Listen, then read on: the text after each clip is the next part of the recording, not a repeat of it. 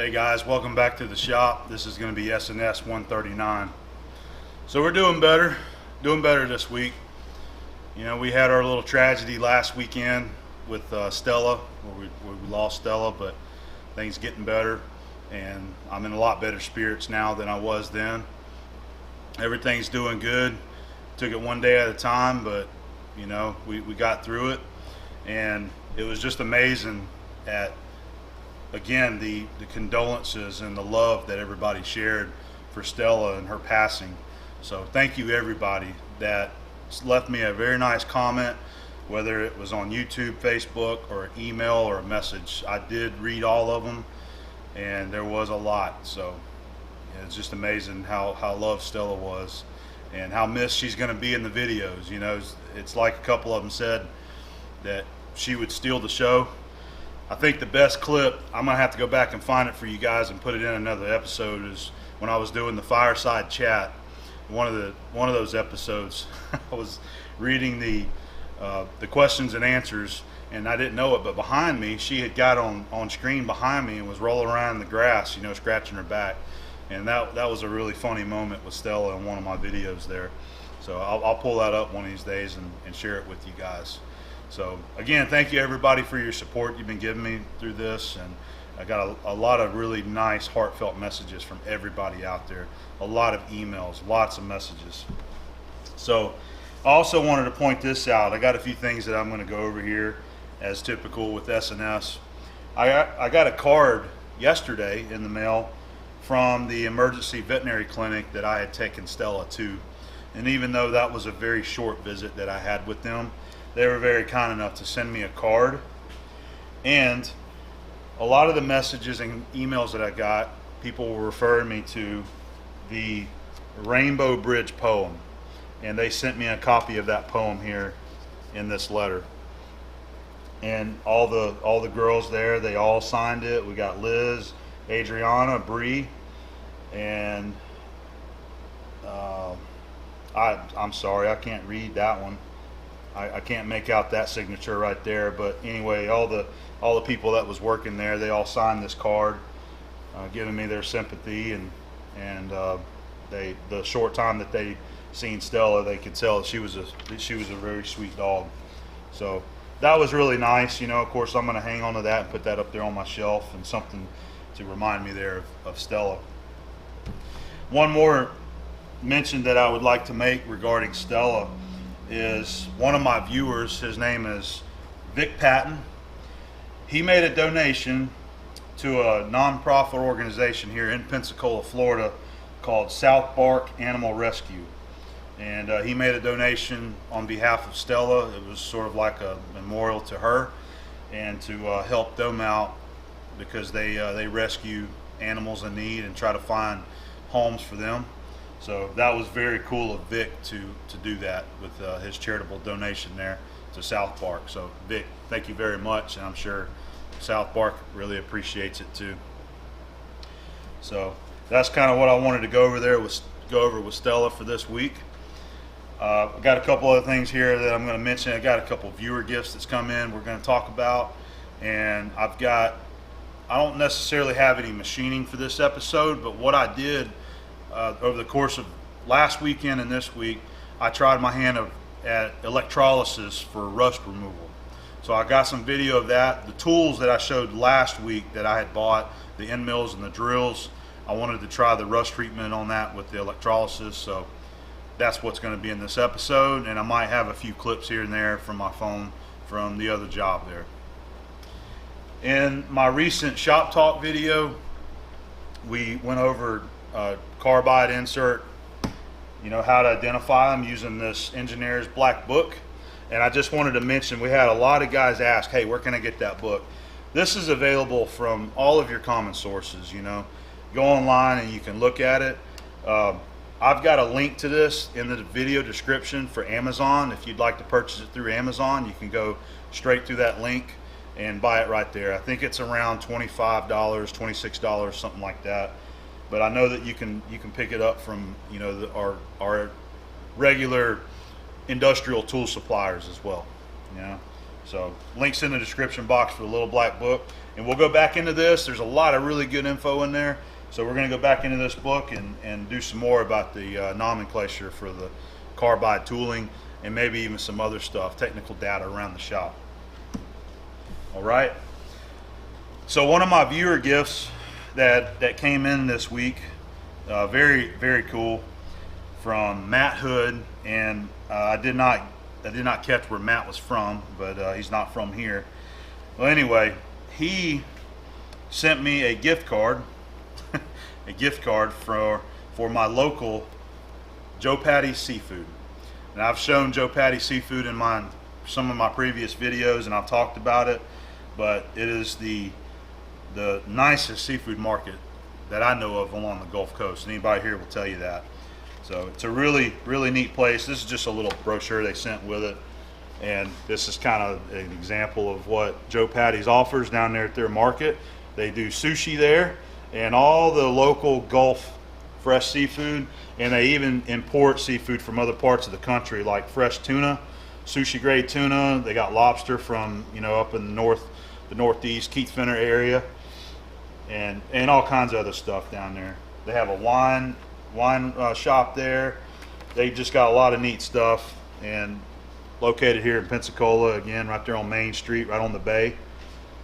So if you're ever in Pensacola, if you ever come here to visit on vacation or passing through, this is a really neat place to stop in for a few minutes and see and pick you up some food. It's a neat place. So Matt, thank you very much for the gift card. He had sent me an email telling me about it, that he loves the emails. And I had mentioned before in SNS that me and Mom might try to do a video on doing gumbo or fish chowder or something like that. We haven't ever been able to get together to do those videos, but we still would like to. And Matt was kind of joking about maybe this can help cover the cost of the gumbo there. So that was awesome, Matt. Thank you very much.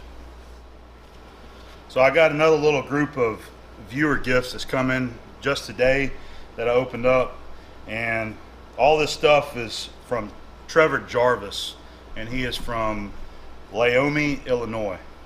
So he has sent some really nice tools here. I've got one more sitting right here that I didn't bring over, but we'll check all this stuff out. He did write a letter to me explaining all this stuff, and the reason why the letter looks all oily is because of this guy right here. So I'll tell you what this is. It's a pin gauge that each pin is thousandths of an inch increments, and it goes from 0.751 inches to 0.882 inches. So this is the pin gauge set right here, and unfortunately in the box it had opened up. The way it was laying in the box, it had opened up, and all the pins kind of fell out to the bottom of the box, and the letter was in there with it. And all these pins, a lot of them still have this oily paper on them. So the oily paper just got onto the letter there. So I had a little jigsaw puzzle to put back together when I opened the box up, putting all the pins in there. And I will point out, Trevor, that there's one discrepancy in this box of pin gauges right here. And that is the 0.800 pin, okay? It's missing. And the reason it's missing is because I found two 0.810 pins in here. So we've got two pins, and they both say 0.810. So I took my mic to see if they were mislabeled. We got the new Brown & Sharp given to us by Ken Pearson, and I checked it, and both of these things are measuring 0.810. That one's 0.810, and that one's 0.810. Right on the money. Dead nuts, as we like to call it. So we got two pins that's 0.810. So I don't know how that happened. Maybe quality control missed that, and they didn't have an 800, so they just threw a random one in there. So there's two empty slots right here on the corner of the box. So I just put this one all the way at the corner, and know that we got the 0.800 is missing. Maybe one of these days we'll make our own pin to go in there. I think we can handle that. So that was the first gift right there, is this set of pins right there. All right, this is another one that he had found. This is an AccuPro 50 taper shell mill holder, or use it for a face mill. Now this is a Cat 50, but a Cat 50 will still work on the K&T over here. You're just missing a section at the top here, but the drawbar on that vertical head is plenty long enough so you can still go down, all the way into this and use it on the NT or the BT style taper. So that's I like this because this is an extended length and you can put a face mill in there. Sometimes you're doing an op where you need a little bit more reach. This is more suited for like CNC work. The Cat 50 has this V flange right here, and that's for automatic tool changers to come in and grab it, and pull it out of the way and move it. Your standard, taper tooling for a manual machine, usually on the flange there it's solid, there's no V, and it sticks up a little above this also. But a very nice tool, and hopefully we'll be able to use that over on the mill one of these days whenever we need it. That was for an 1¼ inch shank, by the way. All right, and then we got one more tool right here that he sent, and in his letter he says that he did not know what this is.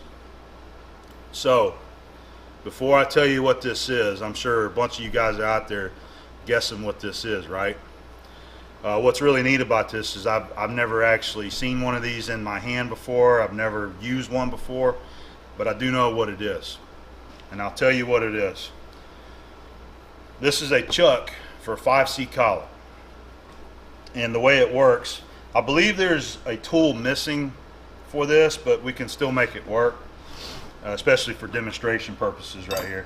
So I've got a 5C collet right here. This is a 1/2 inch 5C collet, and on the back of this tool right here you've got threads that the collet's going to screw into. Now I'll point out this too, the inside of this right here moves, so you take an Allen wrench. Let me find my wrench. Where did I put it? Here it is. 3/8 Allen wrench. All right, so what you're actually doing whenever you want to tighten the collet up, you're going to turn the wrench and push this out against the taper to draw it tight. So we're going to run it all the way in like that, and this is where I think there's a tool or something that goes with this that's missing. So you have to screw your collet in. The only way I can do it really is to screw it in by hand like this. So we need something that'll kind of like reach down in those little slots like a screwdriver and be able to turn this all the way in there. And you just screw it in kind of like you would on your milling machine for an R8.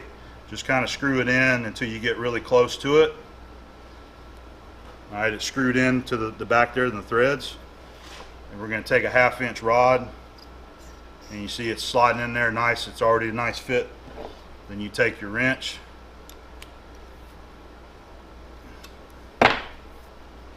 it's got it captured. I'm trying to give you a shot on the video there to see. It's going to pull it out. It's going to push it out against the taper. The threads are holding the collet in place, so as this inner piece pushes out, it's squeezing that collet down on your workpiece. So that's how that works. And first time I've ever got to use one. So what's going to be nice about having this is I can use this in, say, a 4-jaw chuck and dial in your workpiece to dead nut 0, because even like my hardened collet and the collet chucks, it holds it really close, but sometimes it's still 1 or 2 thousandths run out. So you can use this to really, if you got some parts that you want to repeat, you can just dial it in on the 4-jaw with this. But it has a lot of other ways that you can use this too on other machines, not just a lathe. So I was just giving you that as an example. So that's what that is, Trevor, and anybody else that don't recognize it. I will say that this is a nice unit. It's made by Cal Industries up in Kalamazoo, Michigan. So good quality tool right there. So Trevor, all nice stuff right here, man. Thank you very much for the pin gauges. Those are sweet.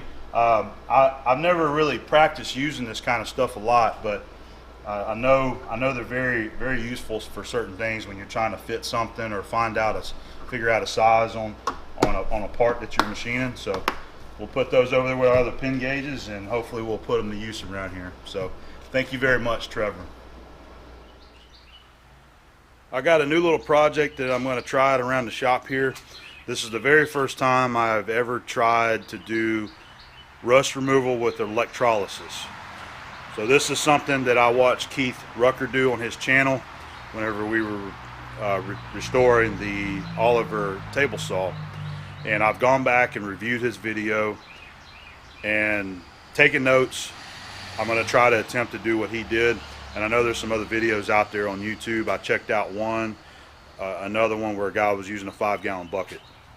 So I think I've got all the essentials here, and I think I have an understanding. We've got these big drill bits here, these big end mills.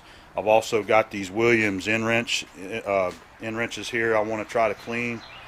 And we've got a battery charger there. I hope this one will work. And I just picked this up here. This is the Arm & Hammer washing soda, which is sodium carbonate. I know that's what you're supposed to use. I'm using some coat hangers. Those are free. I get those with my uniforms. Keith said that those will work fine, so hopefully the coating on it is not going to affect it. Alright, I've got 2 pieces of scrap metal here. This is an old burnout piece of A36 plate.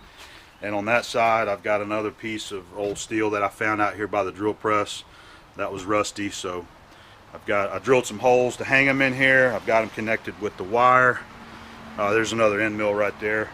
I was going to use this container here. I picked that up when I was at the store, and I wanted it because it's a little easier to see. You know, this dark, I know it's going to be hard on video to see this, but I already had this. This one really isn't going to be big enough for what I'm wanting to do here with all this stuff. So I went ahead and grabbed this big bin right here. We're going to use it. I'll try to get you the best footage that I can. So yeah, I've taken some notes on terminology here, and the sacrificial electrodes, the 2 plates that are connected, is the anode.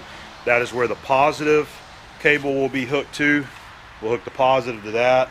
The parts that we're cleaning is actually called the cathode, and that's where our negative terminal will be hooked to. And I'm not exactly clear if, I know these all have to be connected together with wire. What I'm unsure of at this point is if I'm laying them down in there and they're all touching each other like this, if that still counts as them touching. I'm not quite sure, so I'm going to go ahead and try to wrap them all with wire as well and lay them down in here, and we'll see how it goes. So I'm going to go ahead and get started on it, and I'll give you a couple clips along the way, and as we do some cleaning, I will share with you the progress at hand. So we got everything hooked up. I think everything's right. I already got the battery charger hooked up, but hopefully once I put the solution in the water right here that it'll make contact like it's supposed to. I know you're not supposed to use an automatic battery charger, and I'm not sure if that battery charger is going to work or not. It doesn't look very old. It's got the I'm not sure. I just don't know if that's going to work. I'm about to find out though. So the water is a little dirty looking because I didn't think to clean the thing out before I started filling it up with everything. So it's all tied together though. I used some of this wire right here. These are some little welding rods that I got, 1/16, that are very old. They're kind of rusty, but I still use them. They're easy to bend versus the coat hanger. So I wrapped everything up with that wire, and it's all connected together, coming around here to our negative lead. So I think we're ready to go. I'm going to go ahead and probably use 2 of these container fulls of this washing soda.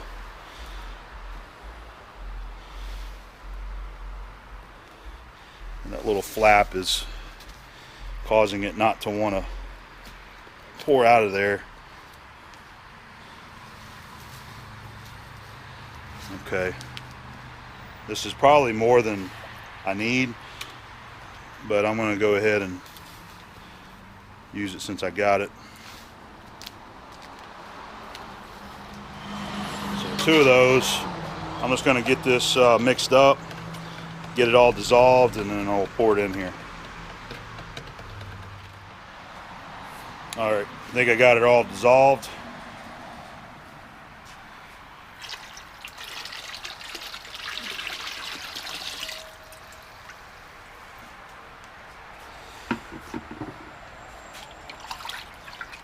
Give this kind of a, I guess, give it a little mix. All right, so let me go hook the battery charger up and we'll see how it works. All right, I think we got it going. So I've got the battery charger on and it's running, and the full light, or the full charge light, did flicker a few times on and off, but now it's showing I guess, I don't know, 2 amp there. I've got it on the 10 amp setting. Now I'll show you what it does when you go to 50 amp. See, I don't know if that's right, so I'm going to leave it here on 10 amp, and it's running. You see the light, it's flickering a couple times, but I just turned it on. Ain't been on but less than a minute. I did play with this electrode right here and I seen some sparks on the wire, so I guess it's working. The washing soda is doing its job. Yes, I'm already seeing bubbles coming up off of the what did we call that, the anode? I have to look at my notes now, I can't remember.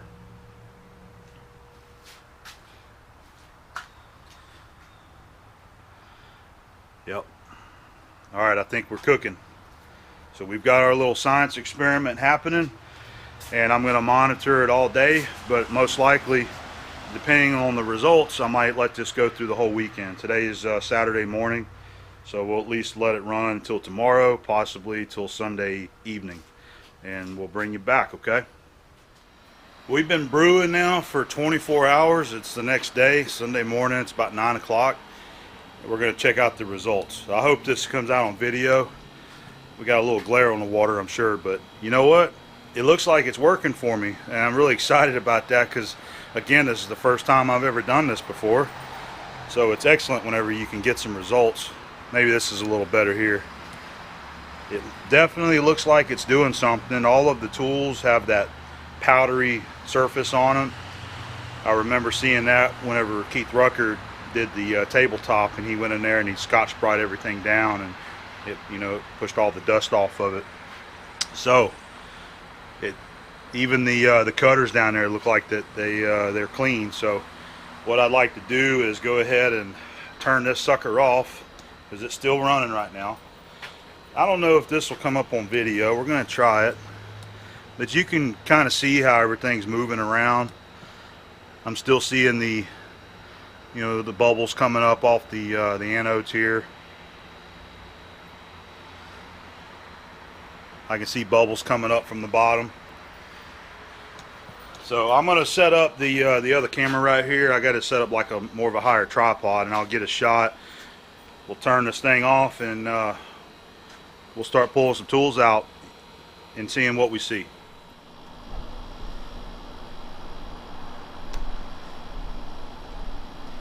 So what I got them all wrapped up, so it's going to be a little difficult to get them out of here.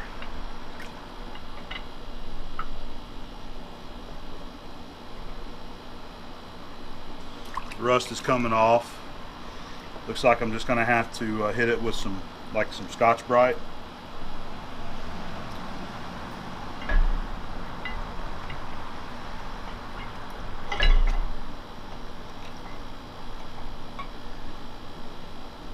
Or we just might need to cook it. It's only been going for a day, and I know that like Keith did it for several days, and I know other guys like to cook them for a while. I may just leave this, just leave them wired in, so I don't have to reconnect it. But let's just kind of pull some of these up and look at them. It is looking a lot better.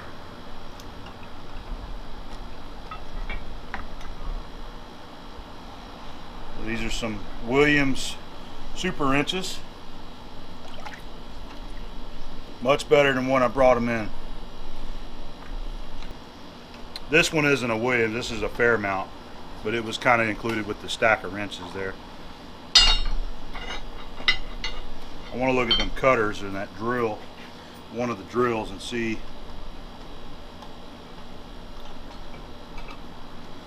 Oh yeah, it's working. You can see it's got the black surface on it. Well, I believe Keith said it turns it to magnetite, the rust.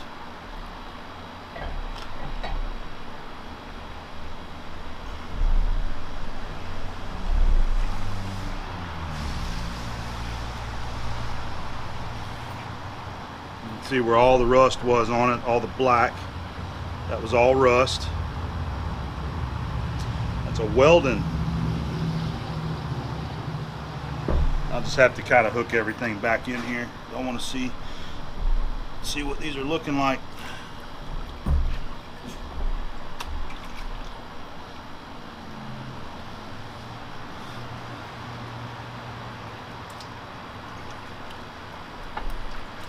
Just got to be Scotch-Brighted.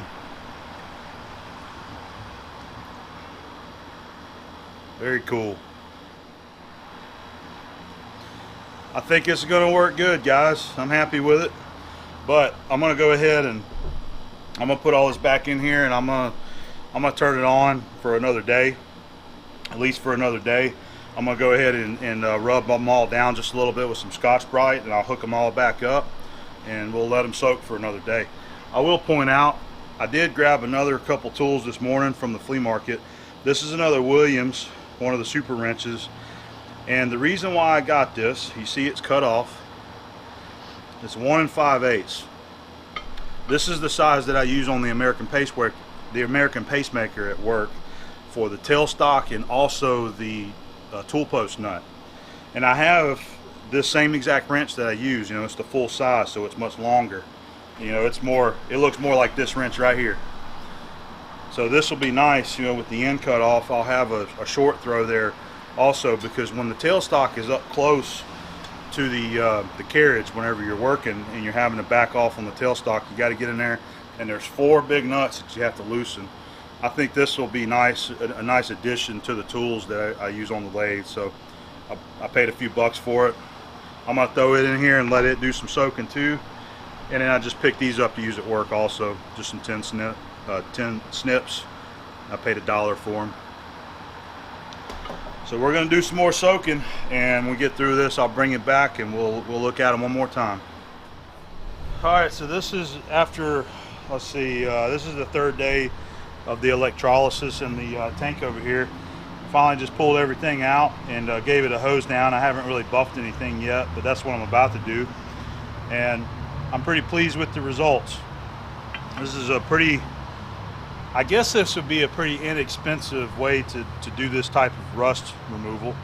What I'm curious about is how much energy consumption I use with my battery charger for the 3 days. If anybody's got any insight on that, maybe you can help me figure that out. But so we use some electricity, which I got to pay the power bill to do, and plus we bought that box of soda, which was a few dollars for that. But that'll last for a few other sessions also, you know, with this tank. So like this one right here, this still got some of the rough black on it, and you can take this Scotch-Brite pad and just buff it right on off there. You can see, you start seeing some shining up underneath it. You just have to rinse it while you're buffing it. See there? So I'm going to do that with all these tools and get these drills cleaned up and get them to where they're you know, more usable, and polish these shanks so they'll fit good. I'm probably going to take these to work, and I'll be able to use these on the board mill. Same thing with these end mills right here. I'm going to clean them up. There's you a better shot. I done hit these one time, but I need to go over them again. Give them a clean up, make them look more presentable, you know. We may be able to use this one and this big long one on the K&T one of these days. You never know. And then the wrenches, yeah, they turned out pretty good. I'm pretty pleased with them. You know, they're already plated. They already have that industrial chrome plating on them, and you can see that it really cleans them up nice. That was the big one there, and then we got the what size was that one? 1 7/8. And then I've got this old pipe vise here. This was something else that I had bought down at the flea market some time back, and I just threw it under the table. And I've had it down in there too, but it looks like it still needs some more. The chain is a little rusty, but I just thought I'd throw it in there while I had everything going. This thing really just needs to be bead blasted and cleaned up. So that's going to be it. I might show you one little shot of what they look like when they're cleaned up when I'm finished with that. So these two big cutters, the two better of the three, so they have a center in the end there.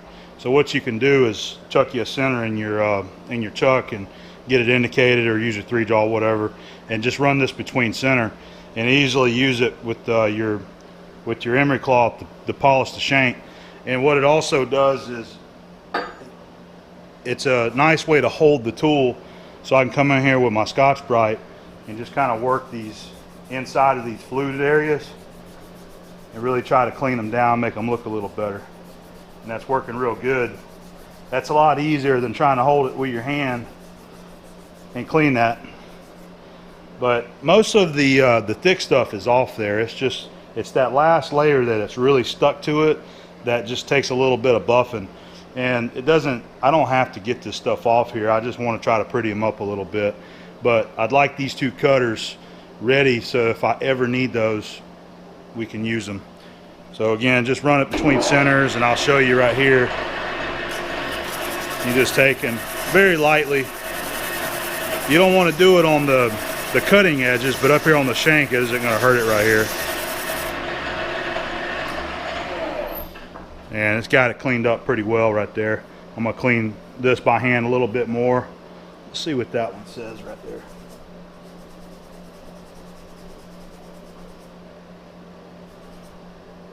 Quinco 2.5. Okay. So I got this one about where I want it to, and it's looking pretty good. Got her nice and cleaned up and got all that nasty rust off of it, and they're ready to use. I'm going to spray them down with some of my rust inhibitor oil, probably like Bow Shield, and stand them up over here, and maybe one day we get to see them cut. So that's going to be it for the electrolysis, and I hope you guys enjoyed watching that. I had fun doing it, a little bit of a learning experience there, and it's something that we can put to use later for some other rust removal around here. See you guys later. This is all the taper sink drills that came in that set, and I've got them polished there. I'm not going to do any more on the flutes there. I don't care about that. But we do have a nice set of drills right here, and I thought these were two 2-inch drills, but we got a 2-inch and a 1 7/8. That's great because I don't have a 1 7/8 at work, so this will be useful here. Again, these are the through coolant style. There's a fitting that goes up on these drills that has the coolant going through, and it will feed them all the way through to the flutes there. I'm not going to be using that. I'm just pointing out what it is there. Then we got a 1 3/4, 1 5/8, 1 5/8, and this is a 1 11/32. I'm going to leave this one here for now because I might have that size already at work. But I can use these on the pacemaker or the horizontal boring mill. This one must be a Brown & Sharp. It's got B&S on it, and I don't know what brand that is, but it does have USA, and then this one is a Morse USA, and this one being a National Detroit. So I'm glad to get these in usable condition. You know, again, these and those 3 big end mills over there, I paid $30 for all of them, so not a bad deal at all.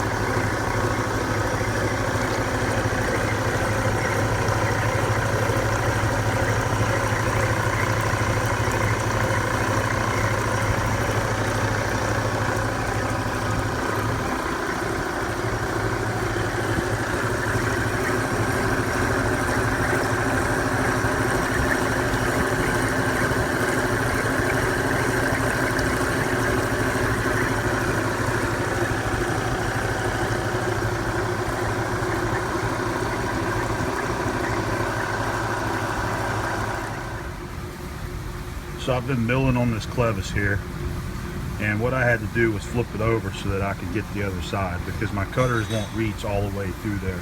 This is 7 inches from here to here, and my rough and end mill that I'm using is only 4 inches long. So basically just doing half, and you can see in there I've already got it cut. It's got to be 2.5 inches wide in there. So what I want to do is make sure, after I've got it flipped over now, is that I'm centered on the cut, not on the piece, but the cut. So I'm using this little test indicator, and I'll see if I can focus in on that. Yeah, it looks like about a half on that side. So according to that, we're about a half a thousandths off, but I'm calling that center. So our spindle should be lined up right in the middle of that previous cut that I've already made.